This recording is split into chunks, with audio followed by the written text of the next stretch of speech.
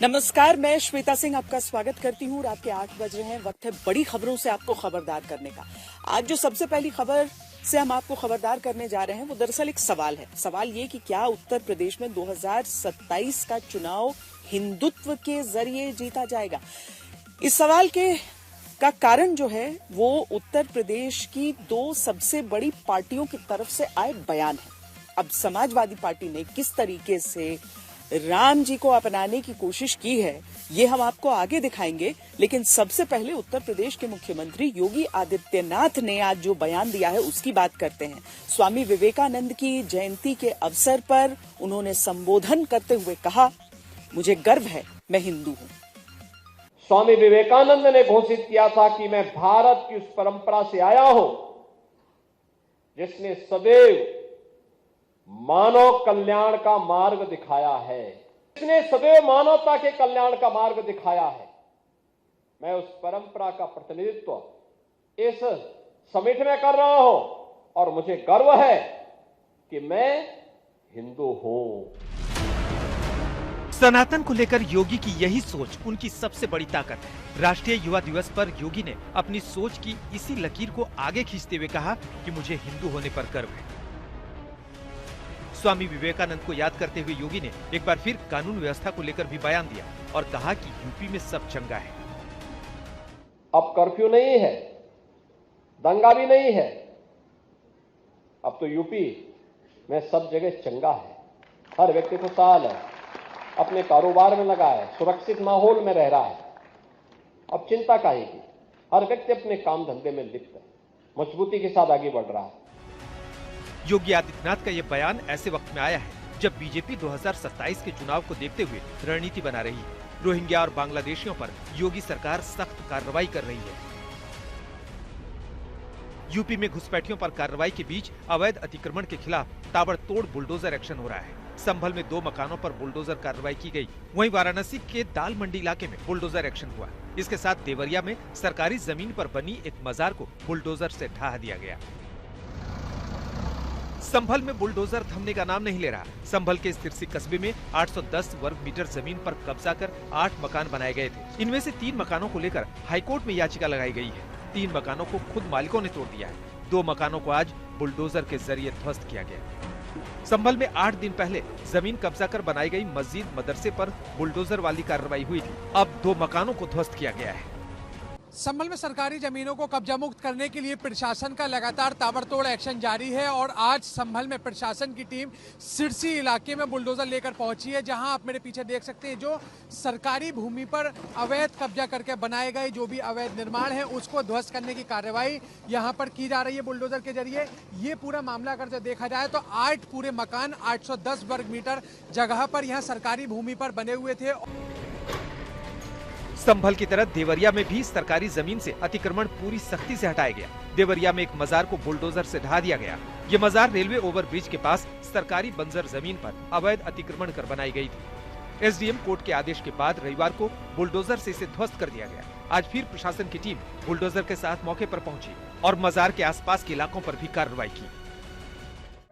उन्होंने कहा है कि पूरी कमेटी को बुला लीजिए और आप लोग ये मजार गिरा दीजिए।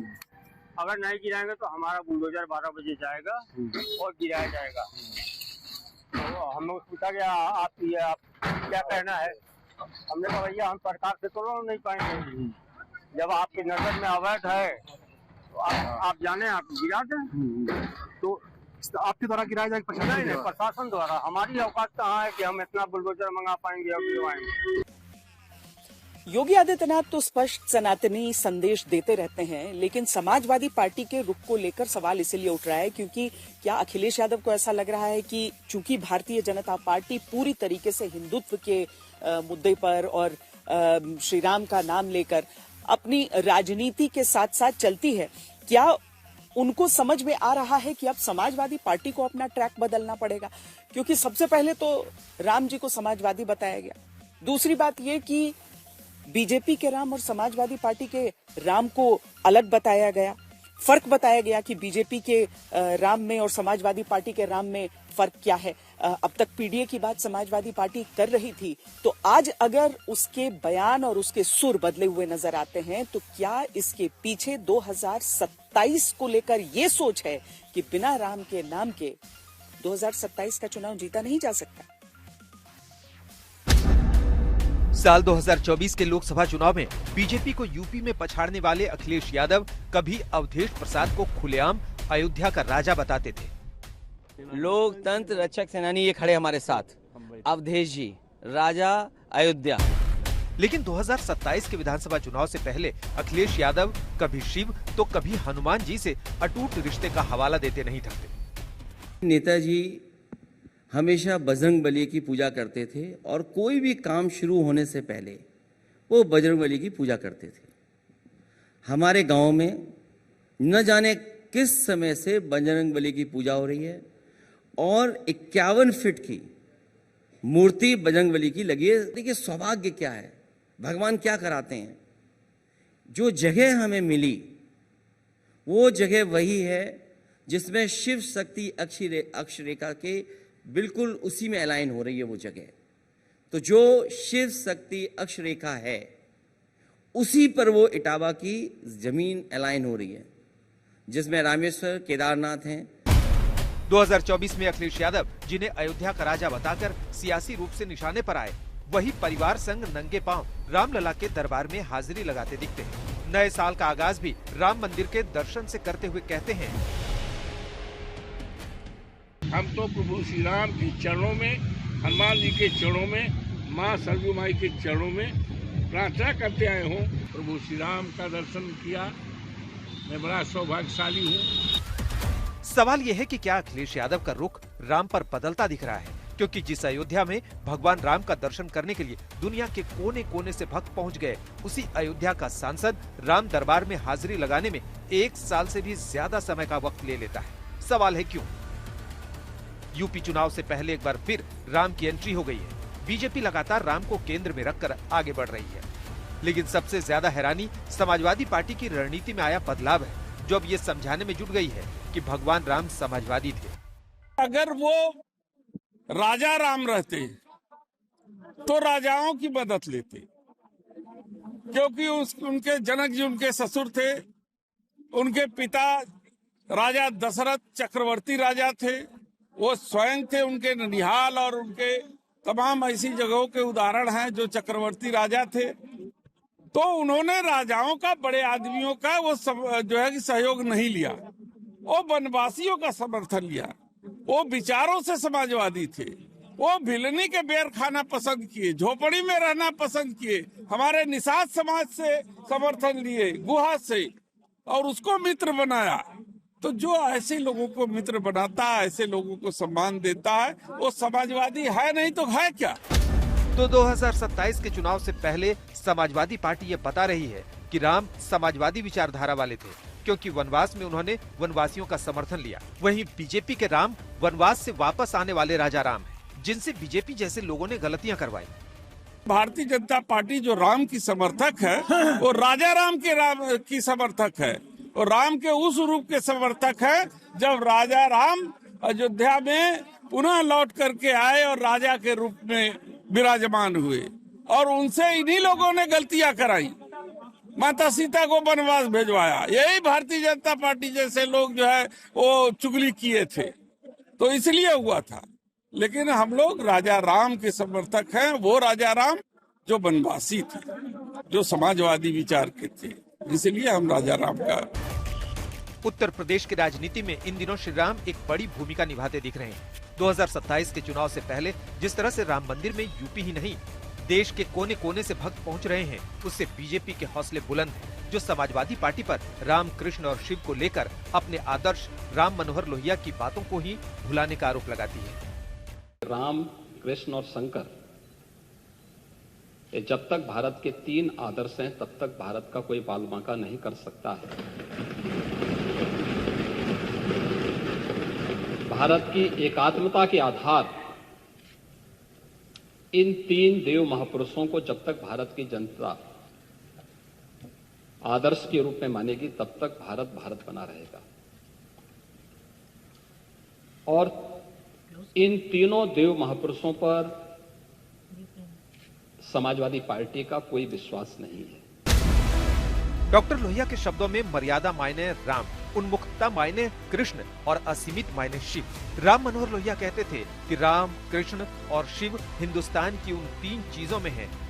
मैं उनको आदमी कहूँ या देवता, इसके 2 खास मतलब नहीं होंगे, जिनका असर हिंदुस्तान के दिमाग पर ऐतिहासिक लोगों से कहीं ज्यादा है। ये तीनों ऐसे नाम हैं जिनका अस्तित्व हिंदुस्तानी समाज के दिमाग में घर कर चुका है। सवाल ये है कि क्या बीजेपी के हिंदुत्व को चुनौती देने के लिए अखिलेश कमंडल की राजनीति कर विधानसभा में उतरने जा रहे हैं? समाजवादी पार्टी के रुख में आया बदलाव डैमेज कंट्रोल का हिस्सा है। क्या इसीलिए विधानसभा चुनाव से पहले अखिलेश पीडीए के अलावा हर वर्ग को लुभाने की कोशिश कर रहे हैं? क्या इसीलिए भगवान से नाता जोड़ा जा रहा है, मंदिर बनवाए जा रहे हैं? पिछले 400 साल में उस पद्धति से कोई भगवान का मंदिर नहीं बना होगा जिसकी हम लोग कोशिश कर रहे हैं कि वो मंदिर निर्माण बहुत जल्दी हो जाए, और जब सावन हो गए तो उसकी हम लोग शुरुआत भी कर देंगे। लोकसभा चुनाव के दौरान अखिलेश यादव ने पीडीए राजनीति के साथ साथ संविधान में बदलाव जैसे मुद्दों को खूब गंभीरता से उछाला। इससे उन्हें पिछड़ा और दलित समाज की वोट पाने में कामयाबी मिली।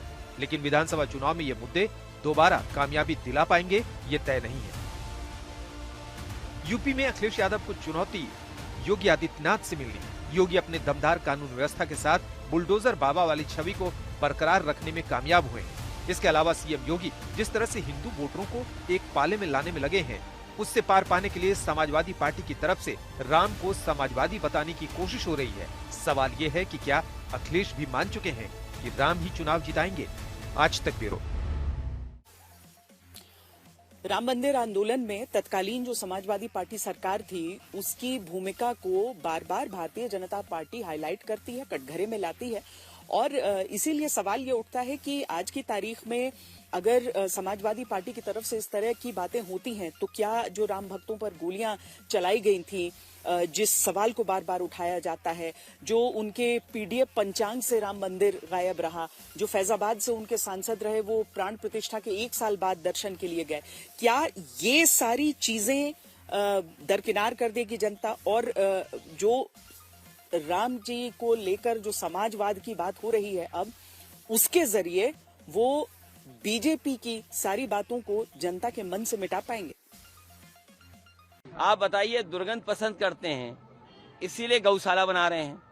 हम सुगंध पसंद कर रहे थे इसलिए इत्र पार्क बना रहे थे। हम लोग सुगंध पसंद करने वाले लोग हैं इसलिए परफ्यूम पार्क बना रहे हैं। ये दुर्गंध वाले लोग हैं, ये दुर्गंध वाले लोग हैं। अखिलेश यादव के इस बयान पर खूब सियासी बवाल हुआ। बीजेपी ने इसे वोट बैंक के तुष्टीकरण की कोशिश बताया। पूछा कि जिन अखिलेश यादव को साल 2022 के विधानसभा चुनाव से पहले सपने में भगवान कृष्ण दिखते थे, जिनका हवाला देकर वो यूपी में सरकार बनाने का दावा करते थे, वो चुनाव हारने के बाद गाय और गौशाला से ही आपत्ति करने लगे। समाजवादी पार्टी हो या कांग्रेस, इन दोनों का जो चरित्र है यह हिंदू विरोधी है और राम विरोधी है। विधानसभा चुनाव जीतने के लिए अगर अखिलेश राम से करीबी दिखा रहे हैं, तो लोकसभा चुनाव में हार के बाद बीजेपी ने भी रणनीति बदली। वोटरों को एक पाले में लाने के लिए बटोगे तो कटोगे वाला नारा देकर मतदाताओं को एक पाले में लाने की कोशिश की। इसमें उन्हें सफलता मिल गई। जिस वक्त अयोध्या के राम मंदिर में यूं बटन घुमाकर संघ प्रमुख और प्रधानमंत्री मोदी ने धर्म ध्वजा का आरोहण किया, उस वक्त राम मंदिर प्रांगण में ही बैठे हुए लोगों में कोई भी बड़ा पहचाना चेहरा नहीं दिखा। लेकिन जो दिखा है उसे भविष्य की राजनीति में देखना समझना जरूरी है, क्योंकि इन लोगों में अवध क्षेत्र के 13 जिलों से वंचित समाज के कहार, बारी, बक्सोर, नाई, कुम्हार, गडेरिया, लोधी, यादव, पत्थरकट, माली, धोबी, लोहार, बढ़ई, तमोली, मौर्य, कसौधन, बहेलिया, पासी, वाल्मीकि, रविदास, नट वर्ग के लोगों को बुलाया गया। संदेश साफ है, उत्तर प्रदेश में 2024 के नतीजों से सीख लेकर 2027 के लिए विराट हिंदू प्लान पर बीजेपी संघ मिलकर काम करने को तैयार है। जो भारत माता की जय न बोल सकता हो, जो भगवान राम का विरोध करता हो, जो मां जानकी का विरोध करता हो, क्या उसको वोट देना चाहिए? क्या उसको हम वोट दे के पाप का भागीदार बनेंगे? क्या हमारा तो एक ही संकल्प होना चाहिए कि जो राम का नहीं, हमारे किसी काम का जो राम का नहीं वो हमारे काम का नहीं, ये केवल अब नारा नहीं बल्कि इसे लेकर ही सरकार, संघ, संगठन मिलकर काम भी करने जा रहे हैं। समाजवादी पार्टी के पीडीओ फॉर्मूले की काट में संघ, बीजेपी विराट हिंदू प्लान के साथ उतरेंगे।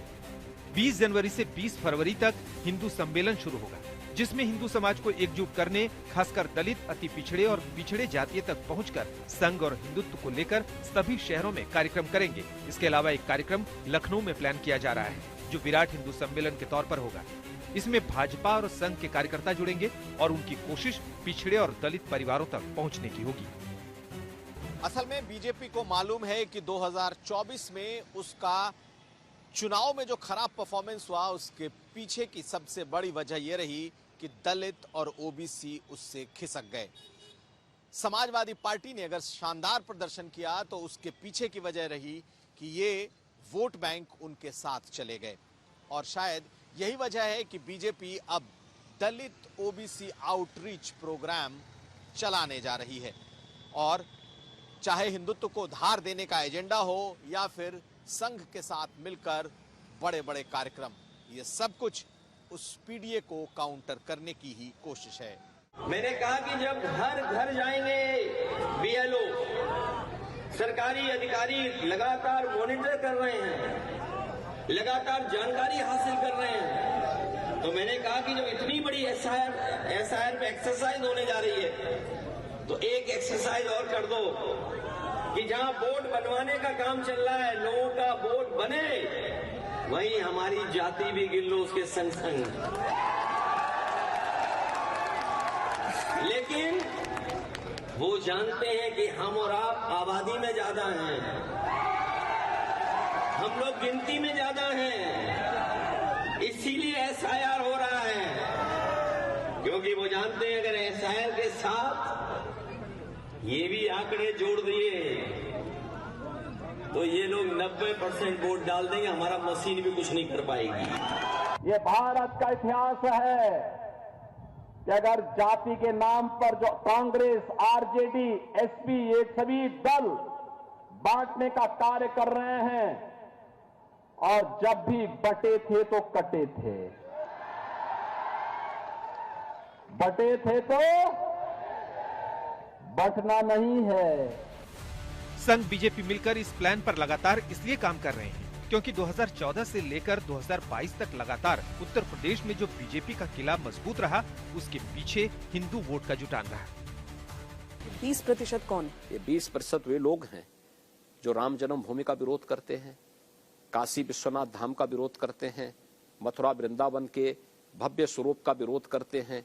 ये 20% वे लोग हैं जो जिनकी पीड़ा माफियाओं के साथ में है, जिनकी पीड़ा पेशेवर अपराधियों के साथ में है, जिनकी संवेदना पेशेवर आतंकवादियों के साथ में है, ये वही लोग हैं। 2022 में योगी आदित्यनाथ के इस नारे का असर ऐसा रहा कि इतिहास बनाकर योगी लगातार दूसरी बार सीएम बने, क्योंकि 2022 में बीजेपी को ब्राह्मण 10% तो 89% बीजेपी गठबंधन के साथ रहे, राजपूत 5% है, 87% साथ रहे, वैश्य 2% तो 83% बीजेपी के साथ रहे, कुर्मी 5% है तो उनमें से 66% बीजेपी के साथ रहे, जाट 4% है तो उनमें से 54% बीजेपी के साथ रहे। हिंदू वोट जो करीब 80% उत्तर प्रदेश में है, इसमें जाटव, गैर जाटव और यादव को छोड़कर हर हिंदू जाति ने 50% से ज्यादा वोट बीजेपी को दिया था। चुनाव 80 बनाम 20 का होगा, 80% समर्थन एक तरफ होगा, 20% दूसरी तरफ होगा और मुझे लगता 80% सकारात्मक ऊर्जा के साथ आगे बढ़ेंगे। 20% हमेशा विरोध किए हैं, विरोध करेंगे। और अब बिहार की खबर से आपको खबरदार करते हैं, जहां के कुछ सांसदों का रिपोर्ट कार्ड हम आपको दिखाना चाहते हैं। चौंकाने वाली चीज इसमें सामने आई है। 6 अलग अलग सांसद हैं, अलग अलग पार्टियों से इनका ताल्लुक भी है, बिहार के बड़े राजनीतिक चेहरे हैं ये, लेकिन 2024 में सांसद बनने के बाद से ये अपने फंड से पैसा खर्च नहीं कर पाए।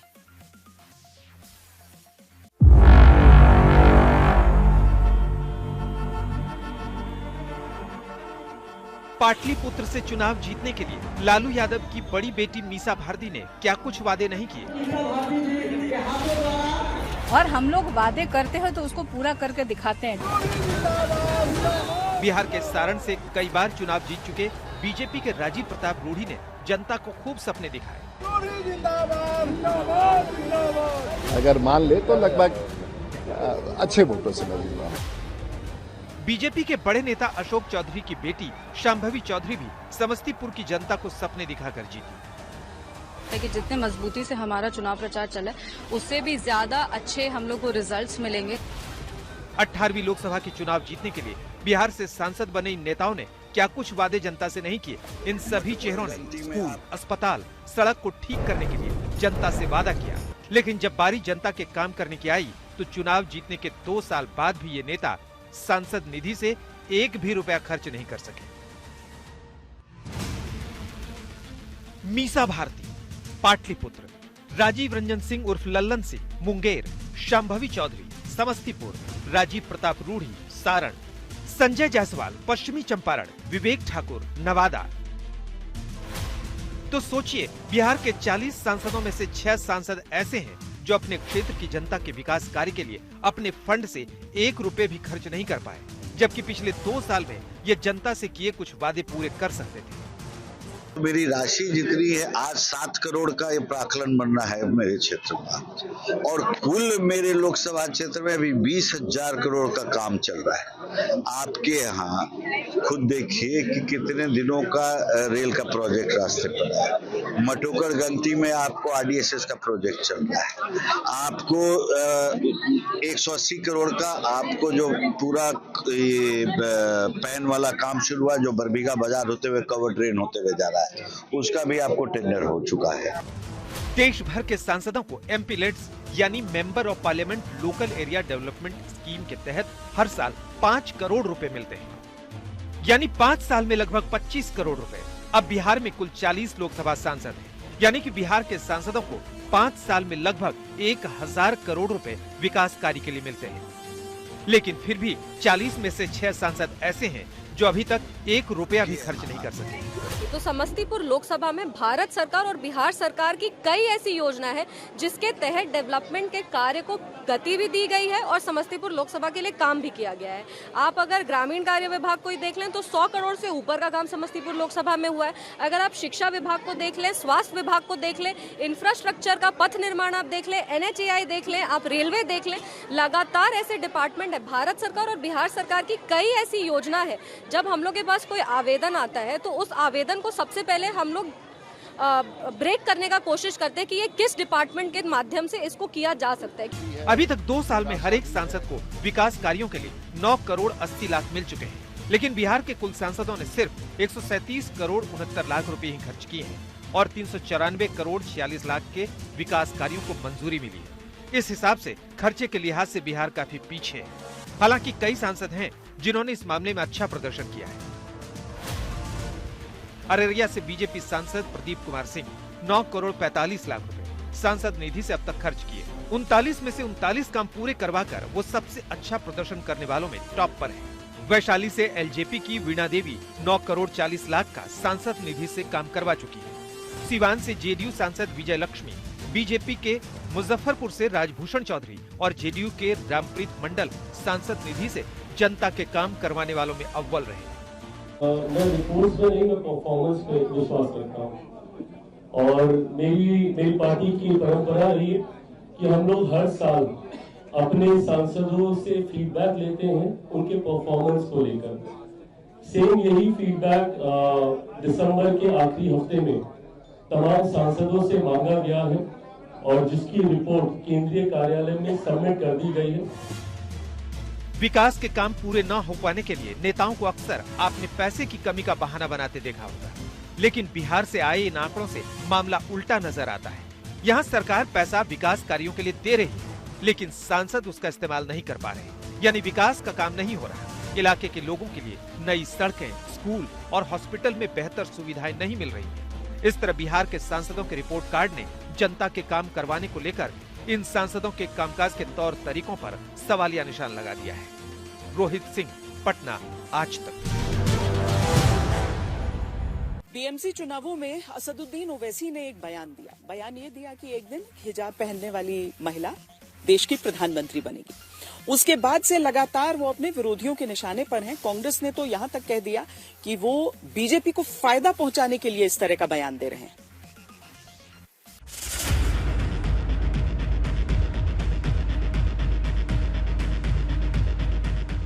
मौका था महाराष्ट्र के स्थानीय निकाय चुनाव के प्रचार का, लेकिन पतंग चुनाव चिन्ह वाली AIMIM के प्रमुख असदुद्दीन ओवैसी ने भारत के प्रधानमंत्री पद पर हिजाबी महिला को बैठाने की सियासी उड़ान भर के हंगामा मचा दिया।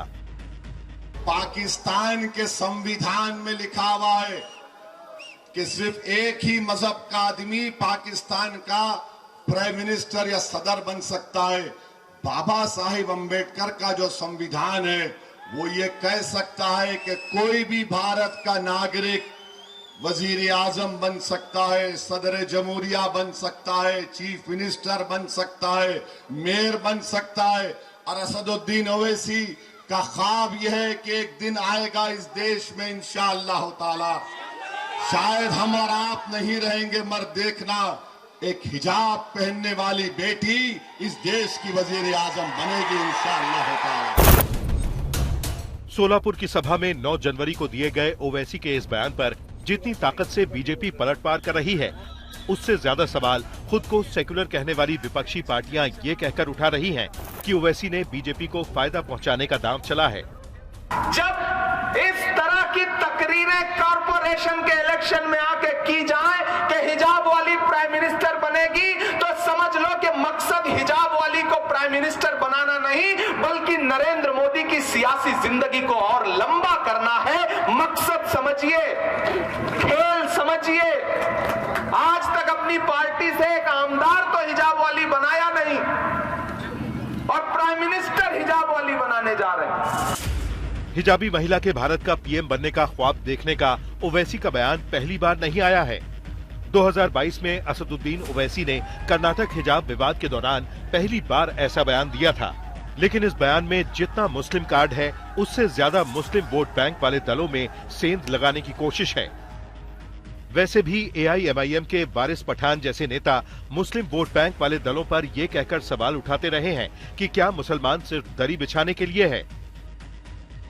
इस बीच हिजाबी पीएम बनने के ख्वाब पर बीजेपी ने ओवैसी से पूछा है कि वो ये बताएं कि अपनी पार्टी का अध्यक्ष कब हिजाबी महिला को बनाएंगे।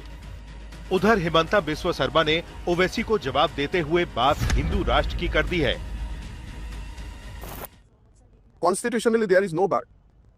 Anybody can become prime minister.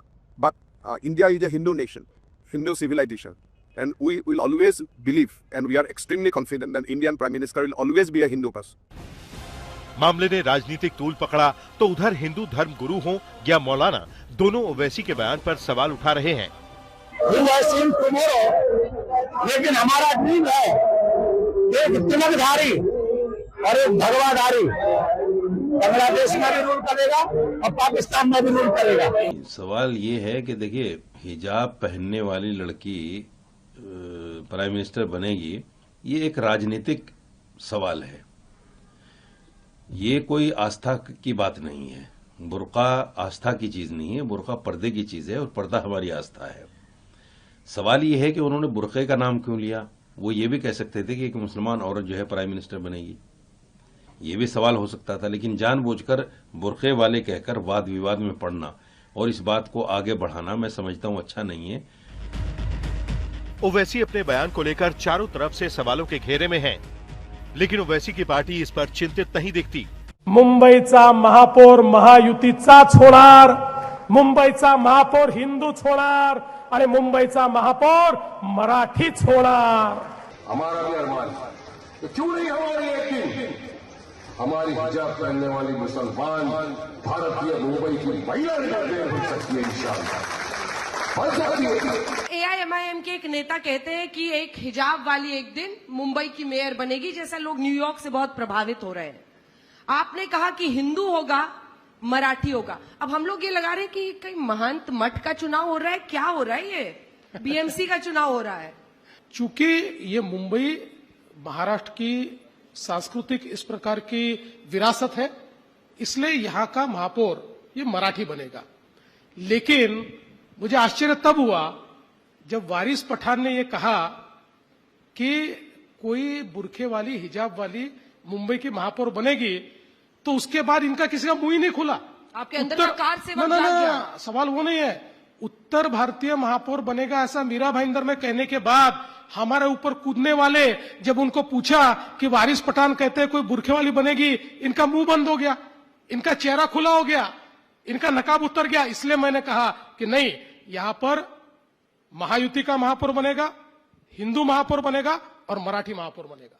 Reserve हो गई है क्या ये सीट? हाँ जी बिल्कुल रिजर्व हो गई 100%। हिंदू और मराठी। हाँ बिल्कुल। असदुद्दीन ओवैसी का ख्वाब यह है कि एक दिन आएगा इस देश में इंशाअल्लाह ताला, शायद हम और आप नहीं रहेंगे मगर देखना, एक हिजाब पहनने वाली बेटी इस देश की वजीर आजम बनेगी इंशाअल्लाह ताला। देश में आपने अलग अलग समय पर अलग अलग पार्टियों से जुड़े हुए अलग अलग घोटालों के बारे में सुना होगा, लेकिन मध्य प्रदेश के जबलपुर में तो अजब हो गया। वहां पर घोटालेबाजों ने गाय के गोबर और गौमूत्र तक को नहीं छोड़ा।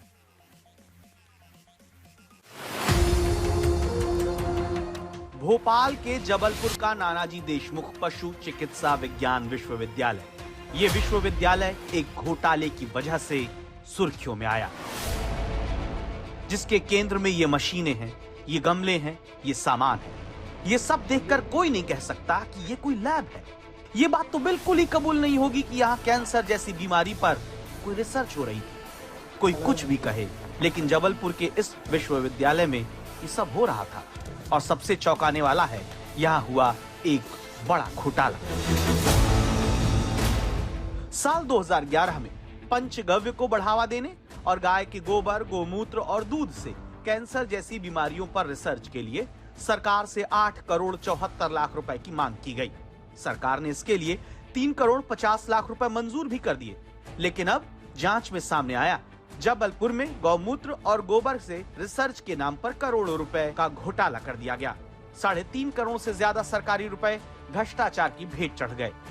पशु चिकित्सा विश्वविद्यालय में जो पंचगव्य स्कीम थी, उसके संबंध में कलेक्टर महोदय द्वारा जांच हेतु मुझे सौंपा गया था, और जांच के दौरान ये पाया गया कि 3 करोड़ 50 लाख पंचगव्य योजना हेतु स्वीकृत किए गए थे। उस पंचगव्य योजना में 1 करोड़ 92 लाख की मशीनें खरीदना पाया गया, और कुछ ऐसे मदों में भी खर्च कर दिए गए जो कि पंचगव्य योजना के तहत नहीं थे, जैसे कि वाहन खरीदी 7 लाख 38 हजार की एक वाहन खरीदा गया। पेट्रोल डीजल में भी 2 लाख 93 हजार खर्च किया गया। वाहन मरम्मत में भी 2 लाख 76 हजार खर्च किए। वाहन चालकों के कंटिजेंसी के भुगतान के लिए भी 2 लाख 22 हजार खर्च किए। इस प्रकार ये जो खर्चे थे पंचगव्य योजना में ये निर्धारित नहीं किए गए थे।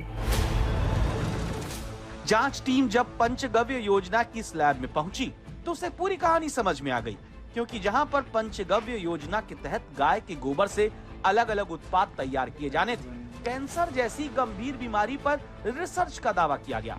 उस लैब की हालत किसी खंडहर जैसी मिली। लाखों रुपए की महंगी मशीनों के नाम पर केवल गमले और दिए बनाने की कुछ साधारण मशीन ही दिखाई दी।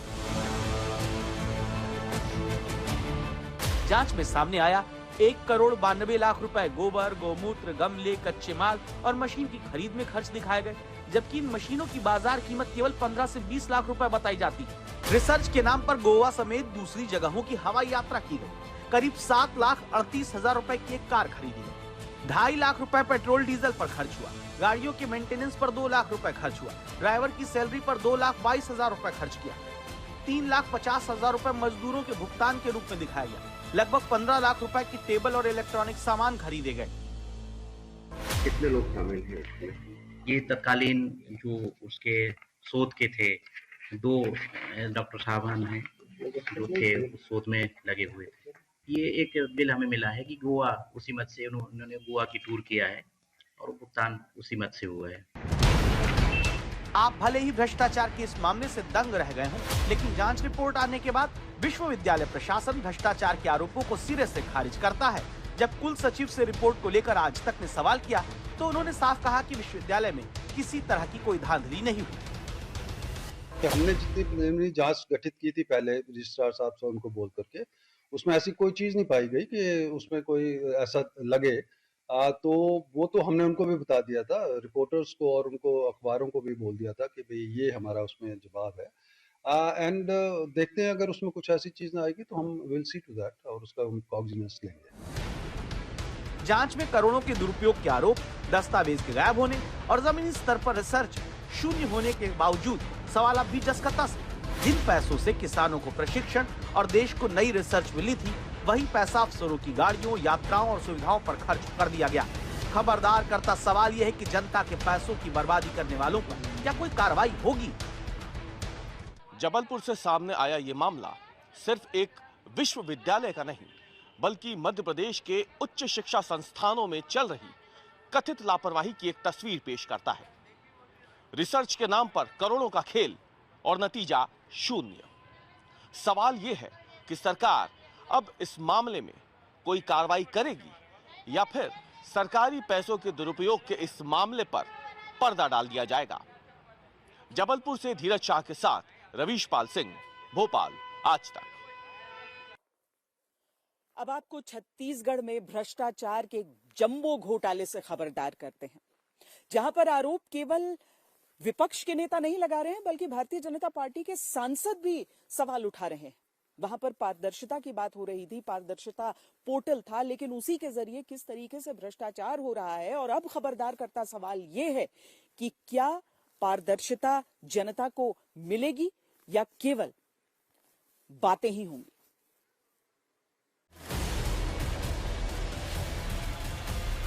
आरोप नंबर 1, टेंडर पाने वाली कंपनी को फायदा पहुंचाने के लिए नियम बदल दिए गए। आरोप नंबर 2, मनचाही कंपनी को ही टेंडर मिल जाए, इसलिए पूरी प्रक्रिया से खिलवाड़ किया गया। आरोप नंबर 3, सरकारी पोर्टल पर टेंडर खुला नहीं और एक नेता की चहेती कंपनी पहले काम करने पहुंच गई।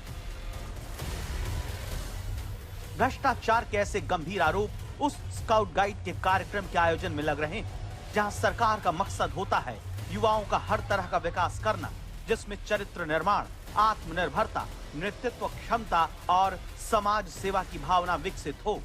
लेकिन जहां छात्र छात्राओं में स्काउट गाइड के राष्ट्रीय कार्यक्रम के जरिए चरित्र निर्माण करना होता है, उसके आयोजन में आरोप है सरकारी मिलीभगत से खुद की जेब भरने वाला निर्माण जमकर किया जा रहा है।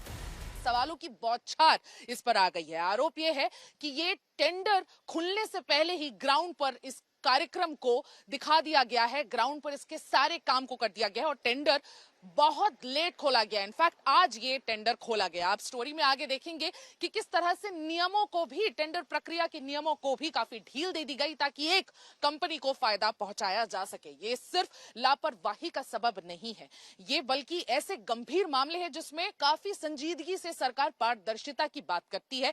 लेकिन सत्ता पक्ष के खुद के सांसद बृजमोहन अग्रवाल, जो वरिष्ठ नेता भी है भारतीय जनता पार्टी के, वो खुद इस मामले को लेकर हाईकोर्ट पहुंच गए हैं। और जब ऐसा होता है तो मामला गंभीर नहीं, बेहद गंभीर हो जाता है।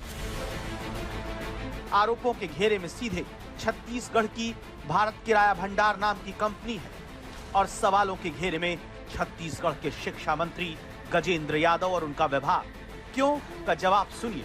छत्तीसगढ़ के बालोद में इस वक्त स्काउट गाइड से जुड़ा राष्ट्रीय कार्यक्रम चल रहा है।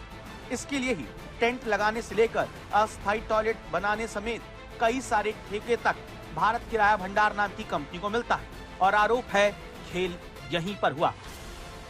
आरोप लगता है कि पहले सरकारी जेम पोर्टल पर टेंडर की प्रक्रिया शुरू करके रद्द कर दी गई ताकि जिसे फायदा पहुंचाना है उसके लिए नियम बदले जा सके। आरोप है कि एक खास कंपनी को फायदा पहुंचाने के लिए सालाना टर्नओवर का नियम 5 करोड़ से घटाकर 2 करोड़ रुपए कर दिया गया। आरोप है कि मनचाही कंपनी को टेंडर दिलाने के लिए कंपनी के अनुभव को 3 साल से घटाकर 1 साल वाला कर दिया गया। आरोप ये तक कि बैंक गारंटी पीरियड को भी 3 महीने से घटाकर 1 महीने कर दिया गया। और सबसे गंभीर आरोप ये कि टेंडर जब 3 जनवरी को खुलना था, उससे पहले एक खास कंपनी जाकर काम करना शुरू कर देती है। ये ही भ्रष्टाचार की ओर इशारा कर रहे हैं कि पुराने टेंडर में कहा गया कि एक्सपीरियंस 3 साल का चाहिए, इन्होंने उसे चेंज करके 4 दिन बाद कर दिया कि एक्सपीरियंस 1 साल का चाहिए। फिर ईपीबीजी जो बैंक गारंटी होती है वो 3 महीने की रिक्वायर्ड थी पुराने टेंडर में, इन्होंने उसे चेंज करके 1 महीना कर दिया। फिर बिडर जो होता है वो एटलीस्ट सेम नेचर का काम 5 करोड़ रुपए से ऊपर का पहले किया हो, ये कंडीशन डाली गई थी। उसके बाद उस कंडीशन को चेंज करके कर दिया गया कि 3 करोड़ तक का भी चल जाएगा। टर्नओवर जो था वो भी कम कर दिया गया। हो सकता है कि आपको लगे कि ये तो विपक्ष का आरोप है, लेकिन दस्तावेज भी हैं। गंभीर आरोप की तरफ वो इशारा करते हैं। और सबसे बड़ी चिंता की बात ये कि रायपुर से बीजेपी सांसद बृजमोहन अग्रवाल तो खुद ही अपनी ही सरकार के शिक्षा मंत्री गजेंद्र यादव की नीति नीयत पर बड़े सवाल उठाते हैं। बीजेपी सांसद मांग करते रहे कि इस कार्यक्रम में जहां भ्रष्टाचार की बू आ रही है उसे टाल दिया जाए, लेकिन दावा है छत्तीसगढ़ के शिक्षा मंत्री अड़े रहे। वैधानिक अध्यक्ष होने के नाते उन विसंगतियों को हमने उठाया, और क्योंकि स्काउट गाइड एक सेवाभावी संस्था है, ये एक युवाओं को सक्षम बनाने की संस्था है, एक राष्ट्रभक्त पैदा करने की संस्था है, और इसलिए उसमें विसंगतियों के साथ में, विवादों के साथ में स्काउट गाइड नहीं होना चाहिए। और इसलिए हमारी परिषद ने उसको स्थगित करने का निर्णय लिया, और हमने उसमें ये भी कहा था कि अगर इसके बाद भी इसका आयोजन होता है तो इसकी पूरी जिम्मेदारी शिक्षा विभाग की होगी। जेम पोर्टल में जब टेंडर होता है उसमें किसी प्रकार का कोई छेड़खानी नहीं हो सकता, और जेम पोर्टल कलेक्टर के अध्यक्षता में वहाँ पे वो जेम पोर्टल में वो टेंडर अपलोड हुआ है, उसमें किसी प्रकार कोई भी भ्रष्टाचार की गुंजाइश नहीं है। जो ये आरोप लगा रहे हैं सिर्फ मिथ्या आरोप लगा रहे हैं, सरकार को बदनाम करने का आरोप लगा रहे हैं। गजेंद्र यादव पर पहले भी कांग्रेस राज में स्काउट गाइड से ही जुड़े कार्यक्रम में अनियमितता के आरोप लगते रहे। अब जबकि खुद उन्हीं की पार्टी के सांसद तक सवाल उठा रहे हैं, तब खबरदार करता सवाल है, क्या सरकार जांच कराएगी? क्या इस सवाल का जवाब जनता को मिल पाएगा? क्या आखिर कौन सी वो कला है कि टेंडर खुलने से पहले ही टेंडर पाने वाली कंपनी काम शुरू कर लेती है? बालोद से सुमी केवल पटेल के साथ आज तक ब्यूरो। और अब मौसम का हाल आपको बताते हैं। मैं जहां पर मौजूद हूं वहां तो माइनस में तापमान है, बर्फबारी भी आप देख सकते हैं, लेकिन अधिकांश हिस्सों में, अधिकांश पहाड़ी इलाकों में इस तरह की बर्फबारी नहीं देखी गई है। और जिसे हम ड्राई विंटर्स कहते हैं, यानी शुष्क मौसम, वो देखने के लिए मिल रहा है। इसके बावजूद माइनस में तापमान जा चुका है और जो पहाड़ हैं, नदियां, झील सब जमते हुए नजर आ रहे हैं। पहाड़ों पर बर्फबारी भले ही कम हो रही हो, लेकिन ठंड में कोई कमी नहीं है। ठंड वैसे ही प्रचंड है। ये तस्वीरें हिमाचल प्रदेश के लाहौल स्पीति की हैं, जो इन दिनों भीषण ठंड की चपेट में है। यहाँ तापमान -15 से 20 डिग्री सेल्सियस तक पहुंच गया है। अब जब तापमान माइनस में हो तो नदी, नाले और झरने तो जमेंगे ही। घाटी से बहने वाली चंद्रभागा नदी कई जगहों पर पूरी तरह से जम चुकी है। वीडियो में चंद्रभागा नदी में बर्फ के टुकड़े बहते साफ देखे जा सकते हैं, जिनसे ये समझा जा सकता है कि कितनी भीषण ठंड पड़ रही है। नदी के दोनों किनारों पर पानी जमकर कांच जैसा कठोर परत में तब्दील हो चुका है। इतने कम तापमान की वजह से पानी की पाइपलाइनें भी जमी हुई हैं। जिन पाइपलाइनों से गांव में पानी आता है वो जम गई हैं। इस वजह से गांव वाले इन पानी के पाइपों को आग जलाकर गर्म कर रहे हैं, ताकि उनके अंदर जमी बर्फ को गलाया जा सके।